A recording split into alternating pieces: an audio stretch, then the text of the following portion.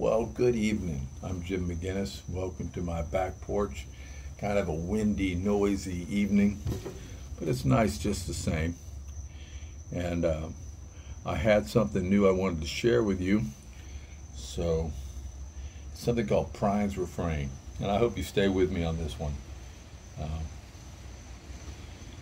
Here we go. I woke up early with music in my head from my Groundhog Day clock radio blaring the Grateful Dead, and something a guy named Chatwin said in a book I read 20 years ago. I stepped out of the shower and over the dog thinking of what the morning had in store. I think both of us were looking forward to being on our way, our walk along the eastern shore. But it was memory that carried the day. It would be light soon, so I got dressed, fed that dog, and made some coffee. And I dropped some brown sugar into my cup and stirred it with the one clean spoon. Then went outside and gazed upon the fading stars and crescent moon. Then we were off upon our walk. I was humming, whistling, singing to myself, 4-mile-an-hour pace, 4-beat rhythm to my step, with a smile upon my face.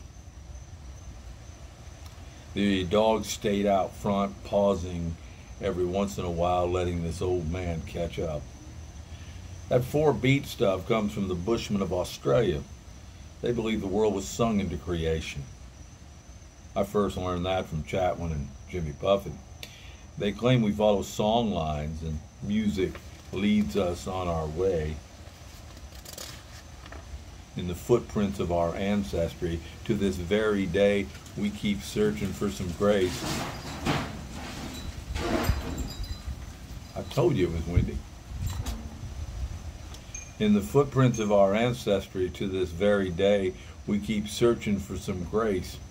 But how's the saying go? In our trek through time and space, the path is walking too. Can all of this be true? Well, who am I to say? One who named his Labrador a prophet.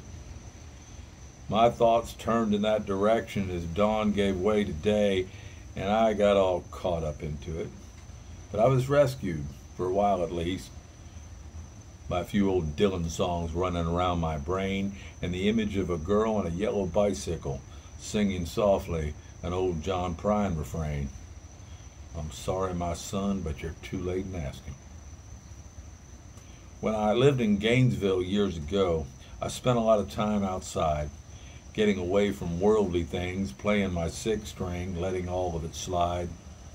And I remember one evening I was out on the porch after the Spring Arts Fest, drinking cheap red wine, trying my best not to butcher a favorite ballad of mine, when I noticed a girl on a bike, leaning on the bridge railing, listening.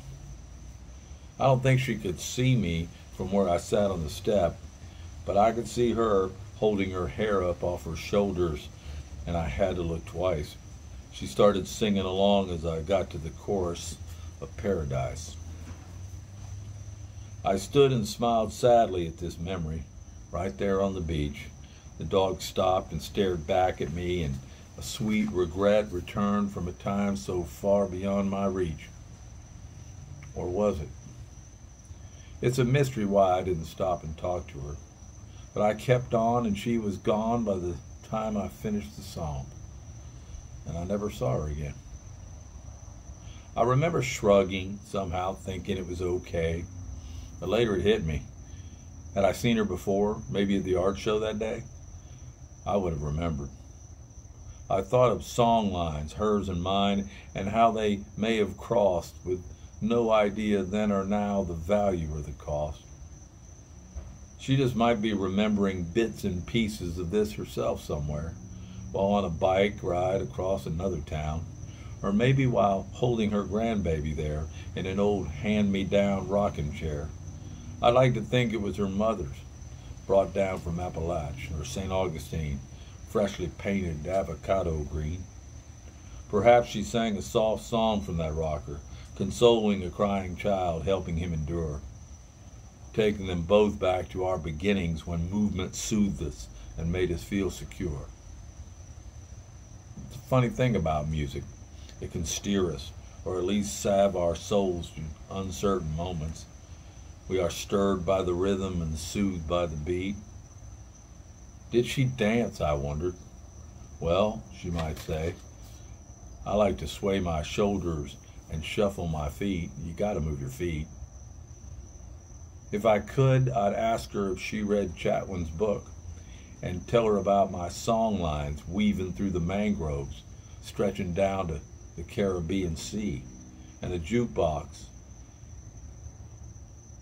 I'd talk to her about an old piano out on Cabbage Key, and a jukebox in an airy little joint just north of Grant called Castaway Point, a place that doesn't even exist anymore. I would ask about her own streams and threads and strains, and I would listen.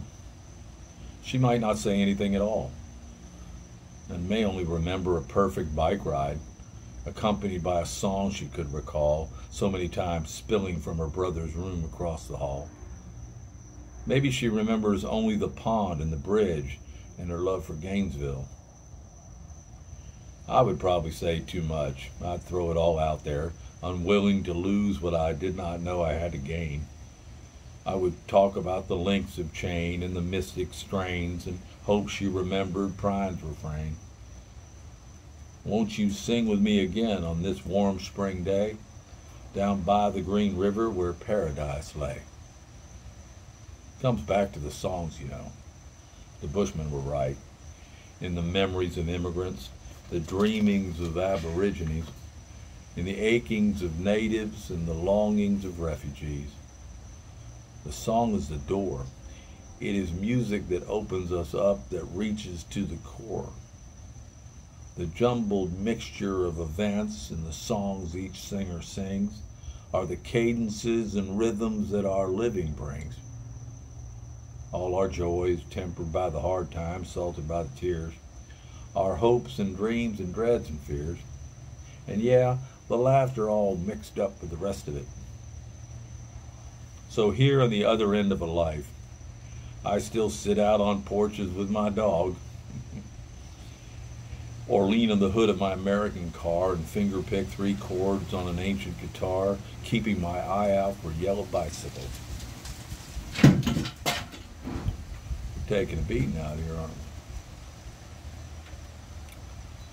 So here on the other end of a life, I still sit out on porches with my dog, or lean on the hood of my American car and finger pick 3 chords on an ancient guitar, keeping my eye out for yellow bicycles. Still searching for some grace, refusing to believe we disappear without a trace, holding on to memories like books on my shelves, thinking maybe that along with ancestors we walk unwittingly with our once and former selves. The center fielder brushes by, racing, chasing the long high fly. The Floridian casts a line, standing on the bow of his boat. The citizen goes door to door, urging folks to vote. The young teacher keeps preaching as the boy's nap deepens, and the old man stops to rest as the slope of the road home steepens. And the guy on that porch sees the girl on the bike in a halter top and faded jeans, singing a song that can't possibly say all that it means, leading us to the next thing. I'm Jim McGinnis. Fair winds and following seas.